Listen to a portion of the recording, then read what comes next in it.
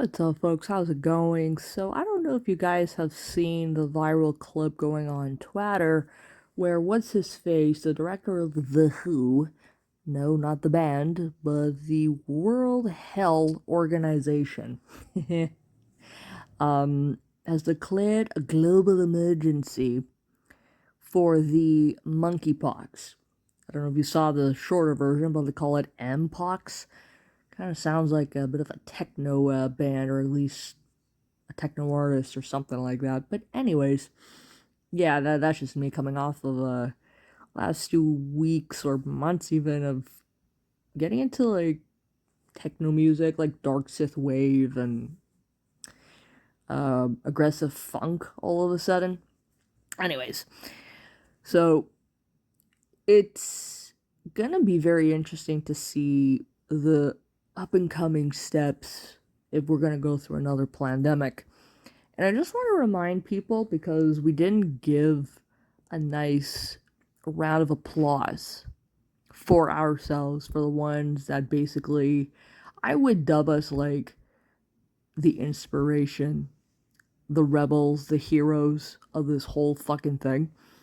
The ones that are the heroes are, I would say, are the people that believe in liberty, the ones who have found loopholes around the bullshittery, and let's be honest, a lot of this was arbitrary nonsense that didn't have to continue.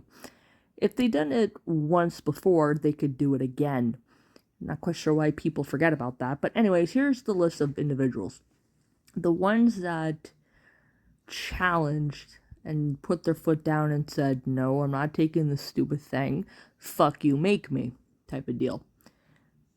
The truckers, obviously. Without them, I think it didn't necessarily get to the point of having like a 1776 type of vibe or feel. What it did accomplish was backing Cuban Fabio into a corner and showing the cowardice of the 338 MPs out in Ottawa and beyond. I didn't see a big ass event out here in Quebec. They planned on it, but because of what was going on and tensions were running high, you could kind of feel it in the zeitgeist. I think, if my memory serves me, out in Quebec City, some people backed off from it, or it did happen, and it wasn't so intense. So the truckers are to be thankful for. Actually, they didn't have to. This whole thing didn't have to fucking happen at all.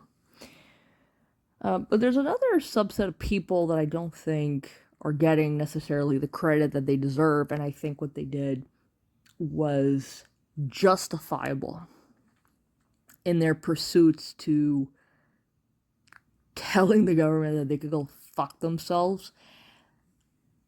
I I don't know who some of these people are, but you could classify them like broadly as the ones that forged fake V passes. And I'm aware of one particular person who was a nurse and forged it for some of her patients, I guess you could say. And she was caught. She made $150,000 from this heroic and necessary plot. She saved lives, not the vaccines. She helped out people, not the government. But people that have done that are heroes as well.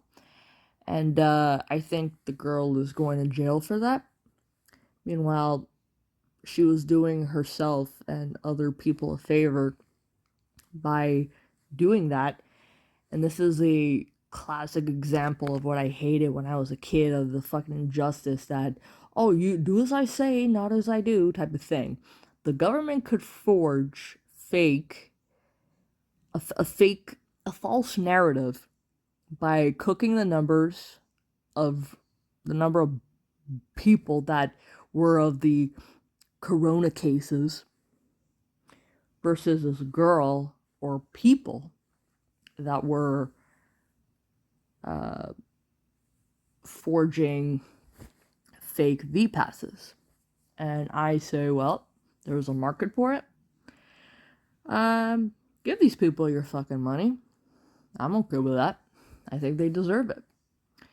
Not the government, though. But who's not going to jail? These people that got caught doing that should not be in jail. They should be released. And this was a proactive and, quite honestly, a brilliant response to what the government had done. I think these are probably like the categories of people that I would say are the heroes in this whole fucking bullshit. That, honestly, should be given the fucking credit. These people should not be seen as the untouchables and the unclean types of creatures that were selfish and they didn't help out other people. Well, the way I see it is, at this point in time, if I had to go off of my own morality or my own ethics and principles, I've made it crystal clear that part of my spiritual philosophy, part of it, I would say, is cruelty sometimes is merited. And I do follow this guideline. I don't follow rules, I have guidelines. Treat others the way you want to be treated. Fuck around and find out. I think human decency is good. I don't have like an objective morality here.